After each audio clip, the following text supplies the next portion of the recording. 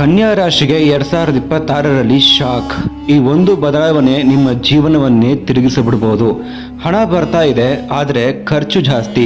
ಕನ್ಯಾ ರಾಶಿಯ ವರ್ಷ ಭವಿಷ್ಯದ ಸತ್ಯ ಏನು ಗೊತ್ತಾ? 2026ರಲ್ಲಿ ಕನ್ಯಾ ರಾಶಿಯವರಿಗೆ ಈ ತಪ್ಪು ಮಾಡಿದ್ರೆ ದೊಡ್ಡ ನಷ್ಟ. ತಪ್ಪದೆ ಈ ವಿಡಿಯೋನ ಪೂರ್ತಿ ನೋಡಿ. ಆಸ್ತಿ ಮತ್ತು ಕುಟುಂಬದಲ್ಲಿ ಕಲಹ. 2026ರಲ್ಲಿ ಕನ್ಯಾ ರಾಶಿಗೆ ಎಚ್ಚರಿಕೆ. ನಿಮ್ಮ ಪ್ಯಾಕೇಜ್ ಹೆಚ್ಚಾಗುತ್ತಾ? 2026 ಕನ್ಯಾ ರಾಶಿಯ ಕೆರಿಯರ್ ಸೀಕ್ರೆಟ್ಸ್. ಉದ್ಯೋಗ, ವಿದೇಶ ಯೋಗ, ಪ್ರಮೋಷನ್. ಕನ್ಯಾ ರಾಶಿಯವರಿಗೆ ಭರ್ಜರಿ ವರ್ಷವ. ರಾಹುಕೇತು ಬದಲಾವಣೆ. ಕನ್ಯಾ ರಾಶಿಯ ಭಾಗ್ಯ ಈಗ ಹೇಗಿರುತ್ತೆ? ಗಂಡ ಹೆಂಡತಿ ನಡುವೆ ಸಮಸ್ಯೆ. ಈ ಒಂದು ಸಲಹೆ ನಿಮ್ಮ ಜೀವನ ಉಳಿಸಬಹುದು. ಈ ಒಂದು ಪರಿಹಾರ ಮಾಡಿದ್ರೆ ಕನ್ಯಾ ರಾಶಿಯವರಿಗೆ ಅದ್ಭುತ ಫಲ. ತಪ್ಪದೆ ಈ ವಿಡಿಯೋನ ಕೊನೆಯ ತನಕ ನೋಡಿ. ವೀಕ್ಷಕರೇ ನಮಸ್ಕಾರ, ನಾನು ನಿಮ್ಮ ಪ್ರಮೋದ್ ಕಶ್ಯಪ್. ನನ್ನ ಯೂಟ್ಯೂಬ್ ಚಾನಲ್ಗೆ ನಿಮ್ಮೆಲ್ಲರಿಗೂ ಸ್ವಾಗತ. ಇವತ್ತು ಕನ್ಯಾ ರಾಶಿಯವರ ಯುಗಾದಿ ವರ್ಷ ಭವಿಷ್ಯ ಅಂದರೆ ಪರಾಭವ ನಾಮ ಸಂವತ್ಸರದ 2026ನೇ ಸಾಲಿನ ವರ್ಷ ಭವಿಷ್ಯ ಹೇಗಿದೆ ಅಂತೇಳಿ ನಾನು ವಿಡಿಯೋದಲ್ಲಿ ತಿಳಿಸ್ಕೊಡ್ತಾ ಹೋಗ್ತೀನಿ. ಕೊನೆಯವರೆಗೂ ನೋಡಿದ್ರೆ, ಜೊತೆಗೆ ದಶಾಭುಕ್ತಿ ನಡೀತಿದ್ರೆ ಮಾತ್ರನೇ ನಾನು ಇಲ್ಲಿ ಏನೇನು ಹೇಳಿರ್ತೀನಿ ಅವೆಲ್ಲವೂ ಕೂಡ ನಿಮ್ಗೆ ಅರ್ಥವಾಗುತ್ತೆ. ಇಲ್ಲ ಅಂತಂದ್ರೆ ಇವು ನಿಮಗೆ ಸರಿಯಾಗಿ ಅರ್ಥ ಆಗೋದಿಲ್ಲ. ಕನ್ಯಾ ರಾಶಿಯವರಿಗೆ 2026ರ ಪರಾಭವ ನಾಮ ಸಂವತ್ಸರದಲ್ಲಿ ಯುಗಾದಿಯ ನಂತರದ ಫಲಿತಾಂಶಗಳನ್ನು ಗಮನಕ್ಕೆ ತಗೊತಾ ಇದ್ದೀನಿ. ಈ ವರ್ಷವು ಮಿಶ್ರ ಸ್ವರೂಪದ ಫಲ ಅಂತಲೇ ನಾವು ಹೇಳ್ಬೋದು. ಆ ಮಿಶ್ರ ಫಲವನ್ನ ಕೊಡುವ ಸಾಧ್ಯತೆ ಹೆಚ್ಚು ಕಾಣ್ತಾ ಇದೆ. ಈ ರಾಶಿಯ ಅಧಿಪತಿ ಬುಧ ಆಗಿದ್ದು ಉತ್ತರ, ಹಸ್ತ ಮತ್ತು ಚಿತ್ತ ನಕ್ಷತ್ರದವರು ಕನ್ಯಾ ರಾಶಿಗೆ ಸೇರ್ತಾರೆ. ಗ್ರಹಗಳ ಸಂಚಾರವನ್ನ ಗಮನದಲ್ಲಿ ಇಟ್ಕೊಂಡ್ರೆ, ಗುರುಗ್ರಹ ದಶಮ ಸ್ಥಾನದಿಂದ ಏಕಾದಶ ಸ್ಥಾನಕ್ಕೆ ಚಲಿಸ್ತಾ ಇರತಕ್ಕಂಥದ್ದು. ಶನಿ 7ನೇ ಭಾವದಲ್ಲಿ ಇರೋದು, ರಾಹು 6ನೇ ಭಾವದಿಂದ 5ನೇ ಭಾವಕ್ಕೆ ಮತ್ತು ಕೇತು ದ್ವಾದಶದಿಂದ ಏಕಾದಶ ಸ್ಥಾನಕ್ಕೆ ಸಂಚಾರ ಮಾಡ್ತಿರೋದು ನಿಮ್ಮ ಜೀವನದ ವಿವಿಧ ಕ್ಷೇತ್ರಗಳಲ್ಲಿ ಪರಿಣಾಮವನ್ನು ಬೀರುತ್ತಾ ಹೋಗುತ್ತೆ.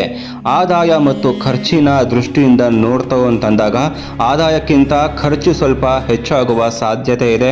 ಆದರೂ ಆರ್ಥಿಕವಾಗಿ ಸಂಪೂರ್ಣ ಕಷ್ಟದ ಪರಿಸ್ಥಿತಿ ನಿಮಗೆ ಬರೋದಿಲ್ಲ. ಆರೋಗ್ಯದ ವಿಚಾರದಲ್ಲಿ ದೊಡ್ಡ ಸಮಸ್ಯೆಗಳು ಕಾಣಿಸ್ಕೊಳ್ಬಹುದು. ಸ್ವಲ್ಪ ಎಚ್ಚರಿಕೆ ಇದ್ದಲ್ಲಿ ಇವು ನಿಮಗೆ ಹೆಚ್ಚು ಸಮಸ್ಯೆಯನ್ನು ಉಂಟು ಮಾಡೋದಿಲ್ಲ.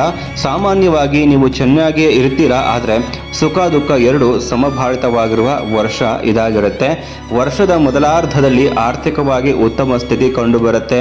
ಕೆಲಸಗಳಲ್ಲಿ ಯಶಸ್ಸು, ಹೊಸ ಅವಕಾಶಗಳು ಮತ್ತು ಅನಿರೀಕ್ಷಿತ ಫಲಗಳು ದೊರೆಯುತ್ತೆ.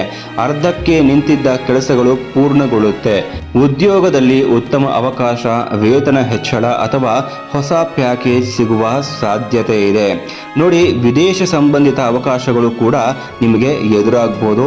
ಈ ವರ್ಷ ಕುಟುಂಬದಲ್ಲಿ ಸಂತಾನ ಭಾಗ್ಯವು ಕೂಡ ಕೆಲವರಿಗೆ ದೊರೆಯುವ ಯೋಗ ಇದೆ. ದಶಾಭುಕ್ತಿಯನ್ನ ನೀವು ನೋಡ್ಕೋಬೇಕಾಗತ್ತೆ.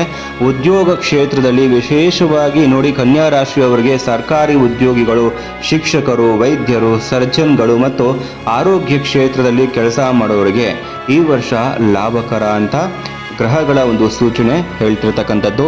ಹೊಸ ಆಸ್ಪತ್ರೆ ಅಥವಾ ಕ್ಲಿನಿಕ್ ಆರಂಭ ಮಾಡೋದಕ್ಕೆ ಯಾರ್ಯಾರು ಪ್ರಯತ್ನ ಮಾಡ್ತಿರ್ತಾರೆ ಅವ್ರಿಗೆ ಸಹಾಯ ಸಹಕಾರ ಸಿಗುತ್ತೆ. ಸಿವಿಲ್ ಇಂಜಿನಿಯರ್ಸ್, ಬಿಲ್ಡರ್ಸ್ ಹಾಗೂ ಮಾರ್ಕೆಟಿಂಗ್ ಕ್ಷೇತ್ರದವರಿಗೂ ಕೂಡ ಉತ್ತಮ ಬೆಳವಣಿಗೆ ಇಲ್ಲಿ ಕಾಣ್ತಾ ಇದೆ. ಪ್ರಯಾಣಗಳಿಂದ ಪ್ರಯೋಜನ ಸಿಗುತ್ತೆ, ಆದರೆ ರಾತ್ರಿ ಪ್ರಯಾಣ ಅಥವಾ ವಾಹನ ಚಾಲನೆ ವೇಳೆ ಜಾಗ್ರತೆ ತುಂಬ ಅಗತ್ಯ. ತಂದೆ ತಾಯಿಯ ಆಶೀರ್ವಾದದಿಂದ ನಿಮ್ಮ ಕೆಲಸಗಳು ಸುಗಮವಾಗಿ ಸಾಗುತ್ತೆ, ಆದರೆ ಪಾಲುದಾರಿಕೆ, ಪಾರ್ಟ್ನರ್ಶಿಪ್ ಅಥವಾ ಆಸ್ತಿ ಸಂಬಂಧಿತ ವಿಷಯಗಳಲ್ಲಿ ಸ್ವಲ್ಪ ಮಾನಸಿಕ ಒತ್ತಡ ಉಂಟಾಗಬಹುದು. ಆ ಒಂದು ವಿಚಾರದಲ್ಲಿ ನೀವು ಎಚ್ಚೆತ್ತುಕೊಳ್ಬೇಕು. ಕುಟುಂಬದಲ್ಲಿ ಆಸ್ತಿ ಹಂಚಿಕೆ ವಿಚಾರದಲ್ಲಿ ಭಿನ್ನಾಭಿಪ್ರಾಯಗಳು ಹೆಚ್ಚಾಗುವ ಸಾಧ್ಯತೆ ಇದೆ. ಇದರಿಂದ ಆಸ್ತಿಯನ್ನು ಕೂಡ ನೀವು ಸ್ವಲ್ಪ ಯಾಮರಾದರೂ ಕೂಡ ಕಳೆದುಕೊಳ್ಳುವ ಸಾಧ್ಯತೆ ಇರುತ್ತೆ. ಜೊತೆಗೆ ಕುಟುಂಬದಲ್ಲಿ ಭಿನ್ನಾಭಿಪ್ರಾಯ ಮೂಡೋದ್ರಿಂದ ಸಂಬಂಧಗಳಲ್ಲಿಯೂ ಕೂಡ ಬಿರುಕು ಮೂಡುತ್ತೆ.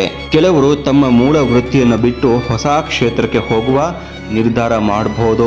ಮಹಿಳೆಯರ ವಿಷಯದಲ್ಲಿ ಸ್ವಲ್ಪ ಕೋಪ ಮತ್ತು ಆತುರದ ನಿರ್ಧಾರಗಳು ಸಮಸ್ಯೆಗಳಿಗೆ ಕಾರಣ ಆಗಬಹುದು. ಆದ್ದರಿಂದ ಸಹನೆಯಿಂದ, ತಾಳ್ಮೆಯಿಂದ ನಡೆದುಕೊಳ್ಳೋದು ತುಂಬ ಮುಖ್ಯ ಆಗಿರುತ್ತೆ.